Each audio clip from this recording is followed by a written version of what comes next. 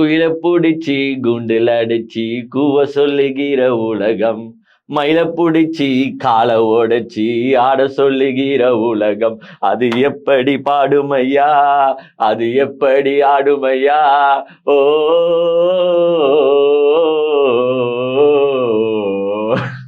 ஏங்க, சாமி சத்தியமா சொல்றேங்க, விஜய் சாரை வந்து நம்ம அந்த சட்டசபையில அவர் உட்கார்ந்து இருக்கிறத பார்த்தா நம்மளுக்கு மைண்ட்ல இந்த பாட்டு தான் வந்து பாத்தீங்கன்னா ரிப்பீட் மோட்ல ஓடிட்டு இருக்கு. ஏன்னா மனுஷன் அந்த சிஎம் சீட்ல உட்கார்ந்து இருக்கும் போது அவரால் இன்னும் அது ஆக்சுவலா நம்மளுக்கு பிடிக்காத ஒரு மேக்ஸ் கிளாஸ்ல தூக்கின்னு போய் உட்கார வச்சா எப்படா இந்த பீரியட் முடியும்ட்டு நம்ம உட்கார்ந்து இருப்போம் பாத்தீங்களா, ஒரு வெறுப்பா. ஏன்னா அந்த டைம்னு பார்த்து ட்ரிக்னாமெட்ரி அல்ஜிப்ரான்ட்டு எதனா கால்குலேஷன் போட்டு ஓட்டுன்னு இருப்பாங்க. நம்மளுக்கு ஒரு சைடு தூக்கம் வரும், ஒரு சைடு காண்டாவும், ஒரு சைடு எப்படா முடியும் இந்த பீரியட்னு வெயிட் பண்ணிருப்போம் பாருங்க. அதே நிலைமையில தான் வந்து பாத்தீங்கன்னா விஜய் சார் காலைல சட்டசபைக்கு வந்த பிறகு, டேய் எப்ப தாண்டா என்ன விடுவீங்க, நான் போனோம்டா என் ரூமுக்கு அப்படின்ற மாதிரிதான் உட்கார்ந்துருக்காரு. இதுவே வந்து நீங்க விஜய் சார் கிட்ட ஒரு பஸ்ஸை கொடுத்துட்டு அந்த பஸ் மேல ஒரு மைக்கை நீட்டி வச்சுட்டு எப்பா விஜய் பேசுப்பா அப்படின்னு சொல்லி இருந்தீங்கன்னா, எங்க விஜய் சார் அவ்வளவுதான் தாஜ் பூட்டு தஞ்சாவூர்னு கிழிச்சு தள்ளி அப்படியே அப்ளாஸ வந்து அந்த மக்கள் விசில் அடிச்சு அந்த அப்ளாஸ தெறிக்க விடுற அளவுக்கு வந்து பாத்தீங்கன்னா வீரவசனம் பஞ்சவசனம் பேசுவாப்ல. அங்க மட்டுமா பேசுவாப்லன்னா அதுவும் கிடையாது. நீங்க வந்து சினிமால கூட வந்து பாத்தீங்கன்னா அவர்கிட்ட பஞ்சு டைலாக எழுதி கொடுத்தீங்கன்னா அதை எப்படி எக்ஸாக்டா டெலிவரி பண்ணுமோ, யார் அடிச்சு பொறி கல்லங்கு பூமி கண்ட தெரியுதோ அவன் தாண்டா தமிழ் அப்படின்னு மாதிரி பாத்தீங்கன்னா பஞ்சு டைலாக்லாம் சூப்பரா பேசுவாப்ல, சினிமாலையும் பஸ் மேலையும். ஆனா சட்டசபையில வந்துட்டா எங்க அண்ணன் வந்து இப்படிதான், குயில பூடிச்சி குண்டில் அடிச்சு கூவ சொல்லுகிற உலகம் அப்படிதான் வந்து பாத்தீங்கன்னா உக்காந்து இருக்காரு. ஸோ இருந்தாலும் ஓகே, எதனா மனுஷன் போற போக்குல அப்பப்போ கத்துப்பாப்புல, பிகாஸ் எல்லாருமே அங்க ஃப்ரெஷர் தானேங்க. ஸோ ஓரளவுக்கு போக போக கத்துப்பாங்க, வெயிட் பண்ணுவோம்டா, என்னடா கண்டென்ட்டே கிடைக்க மாட்டுதே அப்படின்னு வெயிட் பண்ணிருந்தா சில பீஸுங்க இருக்கு. அதாவது இந்த பீஸுங்களா வாண்டடா, சார் என்னது உங்களுக்கு பேச கண்டென்ட் இல்லையா, கவலைப்படாதீங்க sir, I am giving the content sir அப்படின்னு வந்து பாத்தீங்கன்னா அப்படியே சாஸ்தாங்கமா வந்து ஊறாங்க. அதுல இப்போ சிக்கி இருக்கிற நபர் யாருன்னு பாத்தீங்கன்னா நம்மளுடைய ஸ்ரீமன், சீமான் இல்லைங்க ஸ்ரீமன். அதாவது இவரை பத்தி நீங்க படத்துல எல்லாம் பாத்திருப்பீங்க, இவரை பாத்திருக்கீங்களா இல்லையா? ஒரு ஹீரோ கூட அந்த ரேஞ்சுக்கு பிஹேவ் பண்ண மாட்டாப்ல, ஆனா இவர் வந்து ஹீரோக்கும் மேல பிஹேவ் பண்ணுவாப்ல. பண்ணுறது என்னமோ ஃபாரின் மாப்பிள்ள அண்ணன் தம்பி அந்த வேஷம் தான். ஆனா ஹீரோ ரேஞ்சுக்கு வந்து பாத்தீங்கன்னா 10 ரூபாய்க்கு நடிப்பானா, இல்ல நான் 1000 ரூபாய்க்கு தான் நடிப்பேன் அப்படின்னு நடிக்கிற கேரக்டர். இவர் வந்து பாத்தீங்கன்னா நம்ம விஜய் சாருக்கு க்ளோஸ் ஃப்ரெண்டு. எப்படி வந்து ஸ்ரீநாத் வந்து மாண்புமிகு ஸ்ரீநாத்துங்க சாரி மாண்புமிகு மீன்வளத்துறை அமைச்சர் ஸ்ரீநாத் வந்து விஜய் சாரோட ஃப்ரெண்டா இருந்து எப்படி எலெக்ஷன்ல போட்டியிட்டு இப்ப அமைச்சரா இருக்காரோ, அந்த காலகட்டத்திலே வந்து பாத்தீங்கன்னா இந்த ஸ்ரீமனும் வந்து விஜய் சாருக்கு க்ளோஸான ஃப்ரெண்டு. சமீபத்துல ஸ்ரீமன் வந்து பாத்தீங்கன்னா ஒரு யூடியூப் சேனலுக்கு வந்து பேட்டி கொடுத்திருக்காரு. அந்த பேட்டியில தன்னுடைய கருத்துக்களை வந்து பாத்தீங்கன்னா அப்படியே மக்களுக்கு புரிகிற அளவுல தெரிவிச்சிருக்கிறாருன்னு சொல்லலாம். அது என்ன அப்படின்றதான் நம்ம இந்த வீடியோல பார்க்க போறோம். உங்களுக்கே நல்லா தெரியும், ஸ்ரீமன் வந்து அப்பத்திலிருந்தே விஜய் ஆதரவாளர், விஜய்க்கு வந்து எப்பவுமே குரல் கொடுக்கிற ஒரு நபர், விஜயோட ஒரு தீவிர நட்பு வட்டாரத்துல இருக்கிற ஒரு நபர். ஏங்க உதாரணத்துக்கு சொல்லணும்னா நம்ம பாலாஜி இருந்தாரு பாருங்க, அந்த பாலாஜி எப்படி விஜய்க்கு வந்து லெப்ட் ரைட் ஹேண்டா இருந்து நடுவுல வந்து பாத்தீங்கன்னா லெப்டும் காணும் ரைட்டும் காணும்னு செதறிக்கிட்டு எந்த கட்சிக்கு ஓடினாருன்னு வந்து பாத்தீங்கன்னா பாண்டிச்சேரியில இருக்கிற லட்சிய ஜனநாயக கழகமோ என்னமோ எல்ஜேகே அந்த கட்சியில வந்து போய் சேர்ந்துட்டாரு. அந்த கட்சி யாருன்றது உங்களுக்கு நல்லாவே தெரியும். அதாவது நம்முடைய மார்டின் லாட்டரி விப்பாருல, அந்த மார்டினோட பையன் கட்சி தான் வந்து பாத்தீங்கன்னா லட்சிய ஜனநாயக கழகமோ சம்திங், அந்த கட்சியில போய் சேர்ந்தாரு. ஏன் அந்த கட்சியில சேர்ந்தாருன்னா, விஜய் சார் என்ன மதிக்கல, விஜய் சார் எனக்கு முன்னுரிமை கொடுக்கல, நான் வந்து எம்எல்ஏ சீட்டோ எம்பி சீட்டோ கேட்கல, பட் எனக்கு ஒரு ரெக்கக்னிஷனே இல்லாத மாதிரி அந்த பொலிட்டிக்கல் பார்ட்டில இருக்கு. புசியானதை தான் பார்க்க முடியுது, விஜய் சாரை பார்க்க முடியல, கட்டுப்பாடுகள் ஜாஸ்தியா இருக்கு அப்படின்னு வந்து பாத்தீங்கன்னா பாலாஜி. ஏங்க ஏன் நான் இந்த பாலாஜியை பத்தி பேசுறேன் இப்போ, எப்பா சீமனை பத்தி தான்ப்பா நீ பேசணும், ஏன்பா பாலாஜி பத்தி பேசுறீங்கன்னு கேட்டீங்கன்னா, எங்க மனுஷன் நீங்க அங்கங்க வந்து டாட்டூ வந்து யாருக்கு குத்துவாங்கன்னு பாத்தீங்கன்னா, ஒண்ணு சாமியை குத்துவாங்க, அப்படி இல்லைன்னா வந்து தன் பொண்டாட்டி, இல்லைன்னா தன் புருஷன், இல்லைன்னா வந்து தன் அம்மா அப்பா, இந்த மாதிரி க்ளோஸ் ரிலேஷனை தான் வந்து பாத்தீங்கன்னா டாட்டூல குத்துவாங்க. யாரும் தன்னுடைய நண்பர்களை வந்து ஒரு நெஞ்சில டாட்டூவா குத்திருப்பாங்களான்னா எனக்கு தெரிஞ்சு வாழ்க்கை வரலாற்றுல இல்ல. ஆனா நான் பார்த்து ஒரு நண்பனுடைய புகைப்படத்தை நெஞ்சில டாட்டூவா குத்துன ஒரே மனுஷன் வந்து பாத்தீங்கன்னா பாலாஜி சார். ஆனா அந்த பாலாஜி சாரை விஜய் மதிக்கலன்னு வந்து பாத்தீங்கன்னா எல்ஜேகே போனாப்ல. அப்புறமா திருப்பி எல்ஜேகேல இருந்து போஸ்டிங் ரிசைன் பண்ணிட்டு வந்து இப்போ வந்து விஜய் சார் எப்போ நம்மள பாப்பாரா, அதாவது எலெக்ஷன்ல நின்னு ஜெயிக்கிறதுக்கு முன்னாடி வரைக்கும் அங்க இருந்தாப்ல. விஜய் சார் எலெக்ஷன்ல நின்று ஜெயிச்ச உடனே என்ன பண்ணிட்டாரு, திடீர்னு தாவி வந்து விஜய் சாரோட கண் பார்வை நம்ம மேல படுமா அப்படின்னு சுத்தின்னு இருக்காரு. பட் ஸ்ரீமன் அந்த கேட்டகரி கிடையாது. ஸ்ரீமன் வந்து அரசியலுக்குள்ள டீப்பா வந்தவர் கிடையாது. அவர் வந்து சினிமா தான், சினிமா வட்டாரமா வந்து பாத்தீங்கன்னா விஜய் சாருக்கு நட்பு, ஒரு வெல்விஷராகவே இருந்திருக்காருன்னு பாத்துக்கோங்க. சோ விஜய் அவர்களின் ஒரு வெல்விஷரா இந்த ஸ்ரீமன் கிட்ட ஒரு கேள்வி கேட்கிறாங்க. அதாவது ஏங்க அது வந்து ஒரு அரசியல் நிகழ்ச்சி கிடையாது. ஃபர்ஸ்ட் அவருடைய சினிமால அவருக்கு என்னென்ன படம் இருக்குது, என்னென்ன பெண்டிங் ஷூட் போயின்னு இருக்கு, இதை பத்தி தான் பேசுறாங்க. இதை பத்தி பேசும்போது அதோடய டிராவல் ஆகிட்டு போயிடும். நீங்க எத்தனை படம் நடிச்சிருக்கீங்க, இப்ப என்னென்ன படங்கள் உங்ககிட்ட இருக்கு, இந்த மாதிரி பேசியிருந்தா பரவாயில்ல. அதுல வந்து அந்த ஆங்கர் வந்து ஒரு கேள்வி கேட்கிறாரு. ஏன் அந்த கேள்வி வந்துச்சுன்னா, சமீபத்துல வந்து பாத்தீங்கன்னா ஸ்ரீமன் போய் விஜய் அவர்களை சந்திச்சிருக்காரு. அதாவது சிஎம் ஆன பிறகு இப்போ இவ்வளவு பிரச்சனைகள் போயிட்டு இருக்கும்போது, அதாவது இவ்வளவு பாலியல் வன்கொடுமைகள், பெண்களுக்கு எதிரான பிரச்சனைகள் இவ்வளவு போயிட்டு இருக்கும்போது, சமீபத்துல வந்து உங்களுக்கே நல்லா தெரியும், விஜய் சார் வந்து தன்னுடைய சினிமா வட்டாரத்துல இருக்கிற ஃப்ரெண்ட்ஸ் எல்லாரையும் மீட் பண்ணாரு. குறிப்பா சொல்லணும்னா நம்ம சிம்ரன் மேம் போயிருந்தாங்க, ஃபேமிலியோட போயிருந்தாங்க, அப்புறமா ஷாம் சார் போயிருந்தாரு, எஸ்டிஆர் போயிருந்தாரு, அது மாதிரி நிறைய பேர் போயிருந்தாங்க பாத்தீங்களா. அப்போ வந்து பாத்தீங்கன்னா ஸ்ரீமனும் போயிட்டு நம்ம விஜய் சாரை மீட் பண்ணிட்டு ஒரு போட்டோ எடுத்து போட்டிருந்தார். அதனால அந்த ஆங்கர் கேள்வி கேட்கிறாரு, சிஎம்க்கு இதுக்கெல்லாம் டைம் இருக்கா, எதுக்கு இவ்வளவு பேரை அவர் மீட் பண்ணியே ஆகணுமா, கூட ஒர்க் பண்ணாங்கன்னா உங்க எல்லாருக்கும் டைம் ஒதுக்கி அவர் மீட் பண்ணிக்கிட்டே இருப்பாரா, நாட்டுல எவ்வளவு பிரச்சனை இருக்கு, ஊர்ல எவ்வளவு பிரச்சனை இருக்கு, இதெல்லாம் அவர் பார்க்க மாட்டாரா, இவங்க மீட் பண்ணுவாரா? இப்போ இதை கேட்கறவங்க வந்து ஏதோ ஒரு சம்பளம் வாங்கிக்கிட்டு அவங்க அந்த கேள்விகள் எல்லாத்தையுமே ப்ரிப்பேர் பண்ணி ஒரு குரூப்பா உட்காந்து ரெடி பண்ணி நான் இதை போடுறேன், 4 நாளுக்கு அப்புறம் நீ அதை போடு, நீ இது வந்து சின்ன இப்படி போடுன்னு பேசி போட்டுக்கிற இதுதானே. ஸ்ரீமன் சார் வெளியில எல்லாருமே என்ன பேசுறாங்கன்னா, நாட்டுல இவ்வளவு பிரச்சனைகள் போயிட்டு இருக்கு, இவ்வளவு பிரச்சனைகள் போயிட்டு இருக்கும்போது விஜய் சார் பாருங்க ஒரு பொறுப்புணர்ச்சியே இல்லாம, ஒரு முதலமைச்சர்ன்ற உணர்வு இல்லாம உட்காந்துக்கிட்டு தன்னுடைய நண்பர்களை சந்திச்சுட்டு இருக்காரு, இதை நீங்க எப்படி பாக்குறீங்க அப்படின்னு ஆங்கர் கேட்கும்போது, எங்க அண்ணன் வந்து என்ன சொல்லியிருக்கணும். இப்போ நார்மலா ஒருத்தங்க என்ன சொல்லுவாங்கன்னா, சார் அவருக்குன்னு கொஞ்சம் டைம் ஒதுக்கணும் இல்ல சார், அது ஒதுக்குறது தப்பு கிடையாது, அவருடைய ஃப்ரெண்ட்ஸை தான் பார்த்தாரு, மற்றபடி வந்து அவர் தமிழ்நாட்டுக்கான பிரச்சனைகளையும் வந்து காது கொடுத்து கேட்டுதான் இருக்காரு, ஐஏஎஸ் ஆபீசர் கிட்ட பேசியிருந்தா இருக்காரு, ஐபிஎஸ் ஆபீசர் கிட்ட பேசியிருந்தா இருக்காரு, மக்கள் மேல எவ்வளவு கவனம் செலுத்தணுமோ அவ்வளவு கவனமும் அவர் செலுத்தி கொண்டுதான் இருக்கிறாரு சார். அவருக்கான டைம் சின்னதா கொஞ்சம் யூஸ் பண்ணிக்கிறாரு தவிர்த்து மற்றபடி ஒண்ணுமே இல்லை சார். அந்த டைம்ல தான் நாங்க போய் பார்த்தோம். எங்க ஜென்டலா இந்த மாதிரி ஒரு பொலிட்டிக்கல் இஷ்யூஸை பத்தி பேசும்போது ஒரு கருத்துன்றதை இப்படிதான் தெரிவிக்கணும். ஆனா இந்த மனுஷன் எவ்வளவு தெனாவட்டா என்ன தெரியுமா சொல்றாப்புல, ஏங்க ஃப்ரெண்ட்ஸை மீட் பண்ண கூடாதாங்க, இதெல்லாம் இந்த கேள்விலாம் யார் கேட்கிறாங்கன்னா, அதாவது இந்த மாதிரி கேள்விலாம் யார் கேட்கிறாங்கன்னா, யாருன்னா சம்பளம் வாங்கிட்டு, ஏங்க அவர் என்ன சொல்றாருன்னா, கேள்விய மக்கள் அவங்களா கேட்கலையாம், யாரோ கொஞ்சம் பேரு சம்பளம் வாங்கிக்கிட்டு இந்த மாதிரி புரளியை கிளப்பிட்டு இருக்காங்க, இந்த மாதிரி கேள்விகளை கேட்டுட்டு இருக்காங்க. யார் நாங்களாம் வந்து நாங்களே இந்த கேள்வியை கேட்டோம், நாங்க சம்பளம் வாங்கிட்டு பேசின்னு இருக்கோமா, இல்ல எங்களுக்கு யாருன்னா சம்பளம் தராங்கன்னு உங்ககிட்ட நாங்க வந்து சொன்னோமா, இல்ல உங்களுக்கு தெரியுமா, அப்படி நாங்க யாருக்கிட்ட சம்பளம் வாங்கணும்னா ப்ரூஃபை கொடுங்க மிஸ்டர் ஸ்ரீமன். என்ன மாதிரி எவ்வளவோ யூடியூபர்ஸ் உக்காந்துக்கிட்டு என்ன மாதிரி எவ்வளவோ, ஏங்க அவன் வந்து அந்த சமூக உணர்வு சோசியல் ரெஸ்பான்சிபிலிட்டின்னு ஒண்ணு இருக்கு பாருங்க, அதை உடைய எல்லாருமே இந்த கேள்வியை கேட்டு இருக்கான். அப்ப அவன் எல்லாருமே சம்பளம் வாங்கிட்டு பேசின்னு இருக்கானா, ஒரு கட்சி கிட்ட இருந்தோ இல்ல யாருக்கிட்ட இருந்தோ விஜய பிடிக்காதவங்க கிட்ட இருந்து சம்பளம் வாங்கிட்டு பேசின்னு இருக்கானா, நான் கேட்கிறேன்.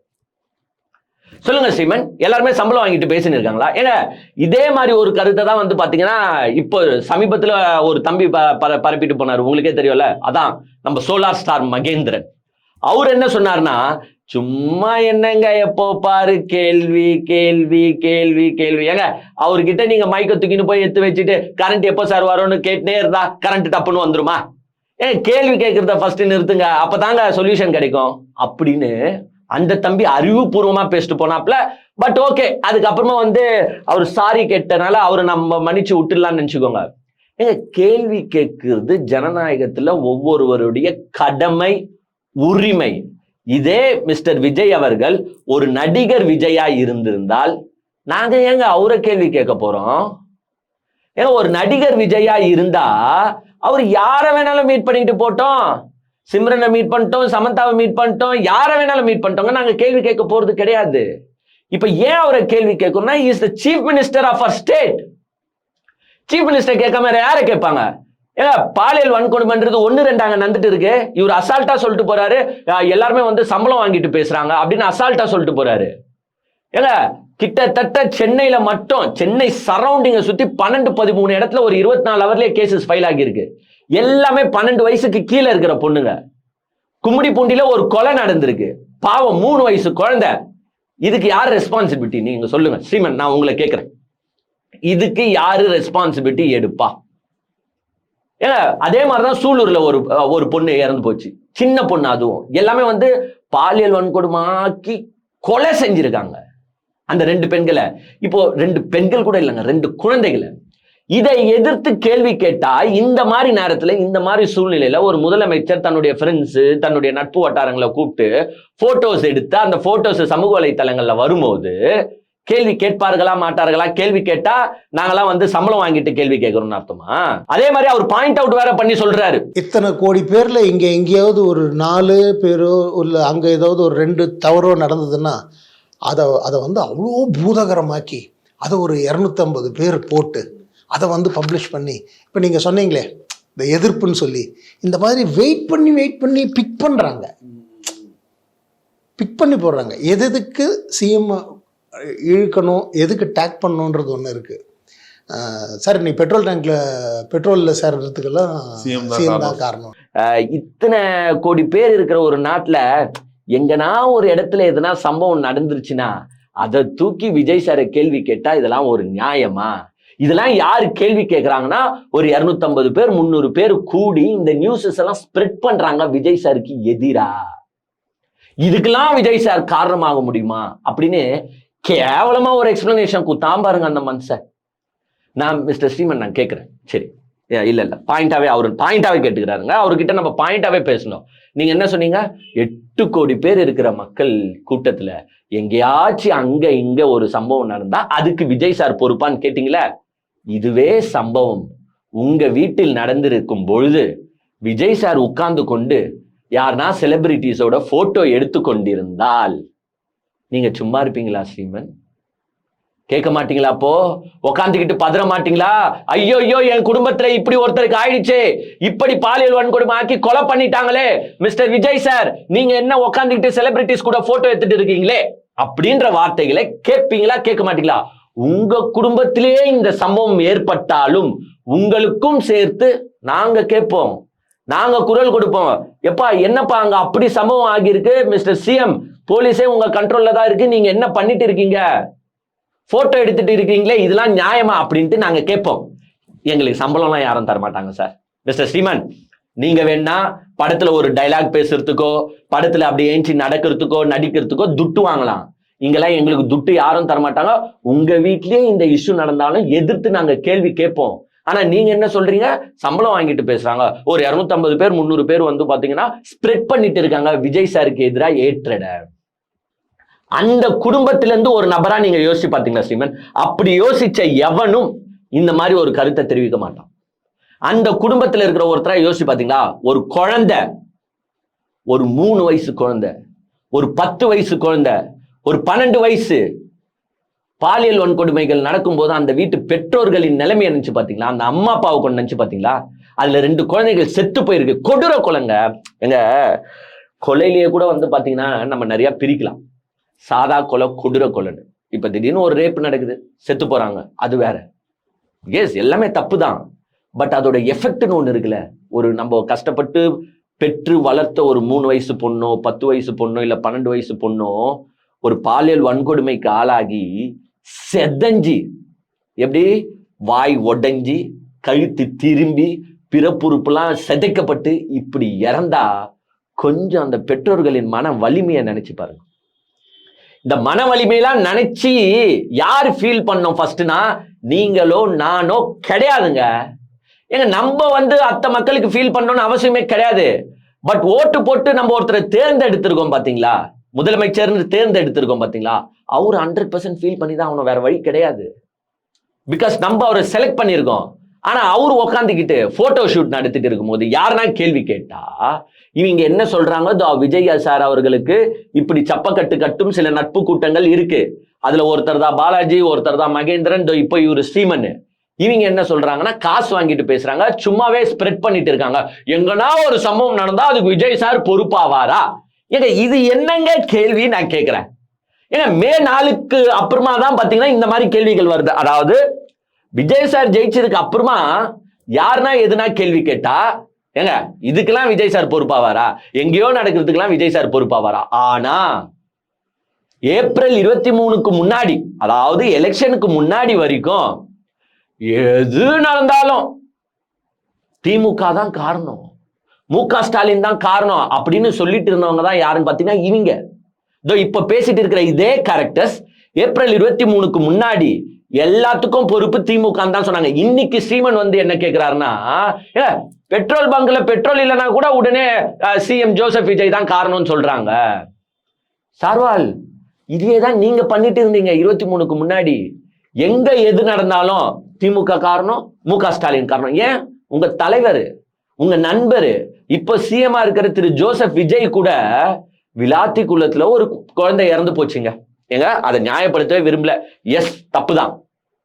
விளாத்தி குளத்துல ஒரு குழந்தை இறந்து போச்சு. அதாவது இயற்கை உபாதையை கழிக்க போற இடத்துல ஒரு பாலியல் கொடூரம் நடந்துருச்சு. அவனை உடனே கைது பண்ணிட்டாங்க. அவனுக்கான ஆக்சுவலா வந்து பாத்தீங்கன்னா தண்டனையே கொடுத்துட்டாங்கன்னு நினைக்கிறேன். சார்ஜ் ஷீட்லாம் ஃபைல் பண்ணி முடிஞ்சே போச்சு.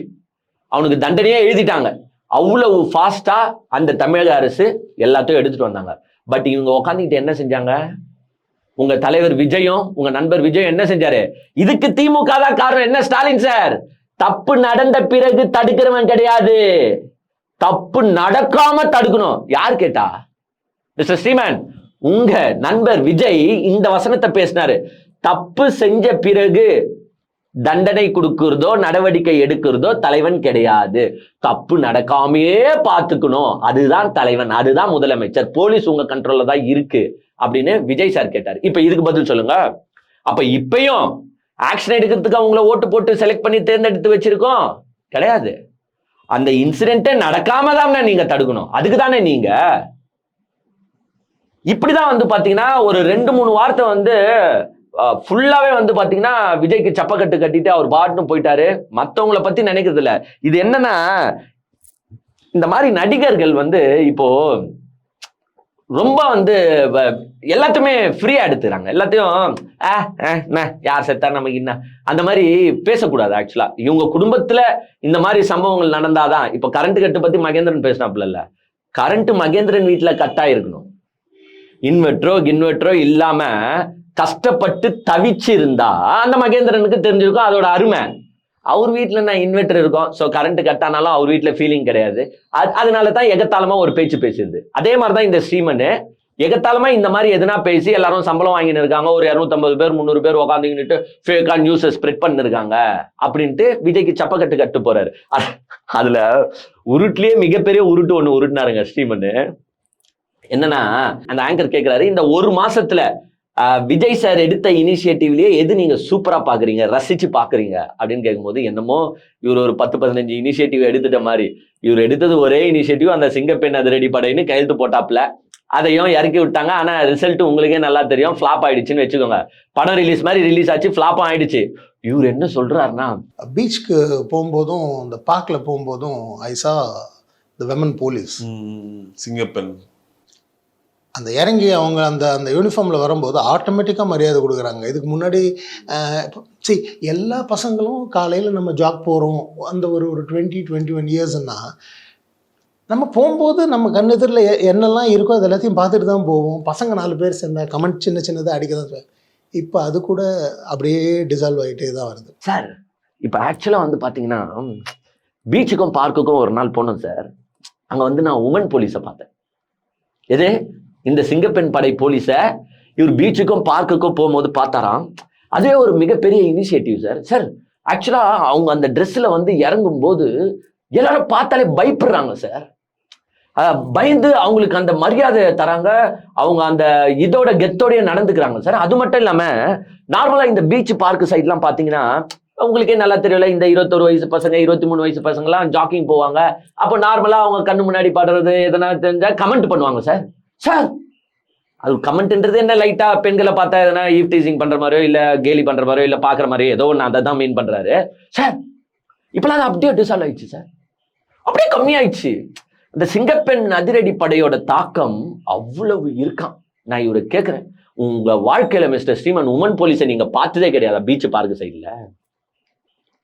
என்னமோ இந்த சிங்கப்பெண் அதிரடி படை திட்டம் வந்தனாலையும் இப்போ சிங்கப்பெண் அதிரடி படையில இருந்து பெண் போலீஸை போட்டனால மட்டும்தான் நீங்க உமன் போலீஸே பீச்லயும் பார்க்லயும் பாக்குறீங்க. ஏங்க, யார் பீச்சுக்கு எப்போ போனாலும் எல்லா கட்சி சார்பாகவும் எல்லா ஆட்சி காலத்திலயும், அது திமுகவா இருந்தாலும் சரி அதிமுகவா இருந்தாலும் சரி, எல்லா காலகட்டங்களையும் பீச் பார்க்ல உமன் போலீஸ் நிறைய போடுவாங்க. பிகாஸ் பப்ளிக் நிறைய பேர் வர இடங்க அது.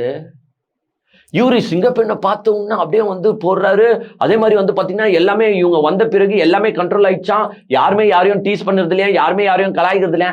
அப்புறமா இதுக்கு இந்த 12 இடம் சென்னையை சுத்தி மட்டும் 12 இடத்துல அவ்வளவு பாலியல் கேஸ் ஆகியிருக்கு.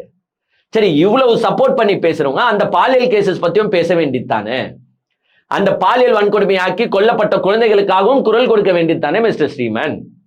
அதெல்லாம் விட்டுட்டு நண்பர்ன்ற ஒரே காரணத்தால இப்படி சப்ப கட்டுக்கட்ட. ஏங்க, உண்மையான நண்பர்னா என்ன தெரியுமா? இப்போ இதே கேள்வி விஜய் சாரே என் க்ளோஸ் ஃப்ரெண்டா கூட இருக்கட்டான். இப்போ இந்த மாதிரி கொலை நடந்து போச்சு, பாலியல் வன்கொடுமை கொலை நடந்து போச்சுன்னா நான் என்ன தெரியுமா முறைக்கு என்ன தெரியுமா சொல்லுவேன்? எஸ், இந்த மாதிரி கொலைகள்லாம் ஆக்சுவலா உடனடியா தடுத்தே ஆக வேண்டும். நான் ஒரு நடவடிக்கையை வந்து விஜய் சார் இதுல கொஞ்சம் கான்சென்ட்ரேட் பண்ணணும், இன்னும் கொஞ்சம் வந்து அவர் எஃபர்ட் போட்டு இதெல்லாம் வந்து கேர் பண்ணணும், டேக் கேர் பண்ணணும் அப்படின்னு தான் ஒரு நல்ல நண்பன் சொல்லுவான். மிஸ்டர் விஜய் சார், நான் உங்களுக்கும் சொல்லிக்கிறேன், இந்த நண்பரு, இந்த ஐஏஎஸ் ஐபிஎஸ் ஆபீசர்ஸ் உங்களுக்கு துதிப்பாடுற ஆட்களை மட்டும் கூட வச்சுக்காதீங்க.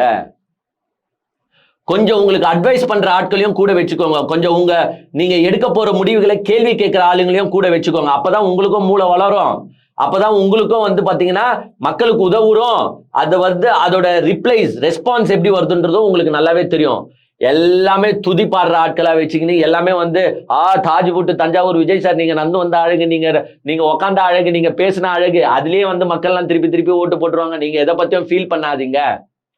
இந்த மாதிரி கூட்டத்தை நீங்க வச்சுக்கிட்டு, அதுவும் குறிப்பா இந்த மாதிரி ஸ்ரீமன் போன்ற நண்பர்களை உங்க கூட வச்சுன்னு இருந்தீங்கன்னா, இவங்க எல்லாம் உங்க ஆட்சி மேல இருக்கிற ஒரு நெகட்டிவை இவங்கெல்லாம் உங்ககிட்ட எடுத்து சொல்லுவாங்களா? கொஞ்சம் சொல்லுங்க.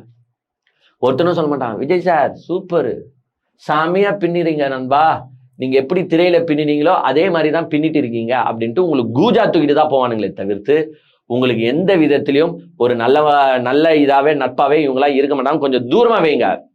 ஏங்க, இப்போ எஸ்ங்க, நான் ஏத்துக்கிறேன், டைம் ஃப்ரேம்ன்றது ஒரு கவர்மெண்ட்டுக்கு கொடுத்து தான் ஆகணும். அதுல எனக்கும் மாற்று கருத்தே கிடையாது. ஏங்க, இப்ப சட்டசபையில நிறைய நிகழ்வு நடக்குதுங்க. சில பேர்லாம் வந்து பாத்தீங்கன்னா விஜய் சாரே பேசும்போது வந்து பாத்தீங்கன்னா திணறி பேசுறாரு, தடுமாறி பேசுறாரு. அவர் மட்டும் இல்லாம நிறைய பேர் வந்து பாத்தீங்கன்னா தடுமாறுறாங்க, திணறாங்க. ஏங்க, அதை உக்காந்துட்டு கலாய்க்கிறது என் வேலையே கிடையாதுங்க. ஏங்க, this happens to every one. இந்த தடுமாற்றங்கள், இந்த எழுத்து பிழைகளோ, வார்த்தை பிழைகளோ, உச்சரிப்பு பிழைகளோ, இதெல்லாம் எல்லாருக்குமே நடக்கும். அதை வந்து எடுத்து போட்டு கலாய்க்கணும்ன்றது என்னுடைய ஆசையே கிடையாது. அன்லஸ் அன்டில் நீங்க மக்களுக்கு எதுனா நல்லது செஞ்சீங்கன்னா நம்மளுக்கு சந்தோஷம் தான். ஏங்க, எல்லாருமே ஃப்ரெஷர்ஸா போயிருக்காங்க, எல்லாருமே ஃப்ரெஷர்ஸ். இந்த தடுமாற்றம்ன்றது இயற்கை தான். இப்ப நானே கூட போயிட்டு சட்டமன்றத்துல உட்காந்து என்ன பேச சொன்னீங்கன்னா, அவ்வளோ பெரிய தலைகள்லாம் இருக்கும்போது ஆப்வியஸா எனக்கும் ஒரு தடுமாற்றம் வரும். ஸோ அந்த தடுமாற்றத்தை கலாய்க்கணுன்றது நம்ம எண்ணம் கிடையாது. பட் நீங்க என்ன பண்ணுறீங்கன்றது தான் கதை. இந்த மாதிரி சொல்லி தரவங்களா கூட வச்சுக்கோங்கன்ற மிஸ்டர் விஜய் சார். இங்க பாருங்க, உங்களுக்கு டைம் ஃப்ரேம் தரணும்ன்ற எண்ணம் எல்லாருக்குமே இருக்கு, எதிர்கட்சிக்கு கூட இருக்கு. திமுக கூட ஒன்னும் அப்படியே இழுத்து போட்டு உங்களை அடிக்கல. அவங்க எதிர்கட்சி வேலைகள்லாம் நீங்க இன்னும் பார்க்கல. அவங்க ஸ்டார்ட் பண்ணாங்கன்னா உங்களால தாக்கு பிடிக்க முடியாது. அவங்க இன்னும் ஸ்டார்ட் பண்ணாம தான் இருக்காங்க. சரி, ஒரு கிரேஸ் பீரியட் தருவோம், கொஞ்ச நாள் வெயிட் பண்ணுவோம், ஒரு 6 மாசம் இவங்களுக்கு டைம் ஃப்ரேம் கொடுப்போம். இப்ப பாலியல் வன்கொடுமைக்கு உதயநிதி ஸ்டாலின் என்ன பண்றாரு? எங்க 3 வயசு பொண்ணு இறந்து போச்சு, 10 வயசு பொண்ணு இறந்து போச்சு. உதயநிதி ஸ்டாலின் என்ன பண்ணாரு? ஜஸ்ட் ஒரு ட்வீட் போட்டார், அவ்வளவுதான். அது கூட போடாம ஒரு எதிர்கட்சி தலைவரால இருக்க முடியாது. ஏன்னா அவங்களுக்கும் ஓட்டு போட்டிருக்காங்க மக்கள். கிட்டத்தட்ட 1.25 கோடி பேர் வந்து பாத்தீங்கன்னா திமுக கட்சிகளுக்கும் ஓட்டு போட்டிருக்காங்க. சோ ஒரு ட்வீட் கூட போடாம ஒரு எதிர்கட்சி தலைவர் உட்கார்ந்து இருக்க முடியுமா? இல்ல ஒரு பிரஸ் மீட் கொடுக்காம எதிர்கட்சி தலைவர் உட்கார்ந்து இருக்க முடியுமா? அவங்க அதுல அரசியல் பண்ணல.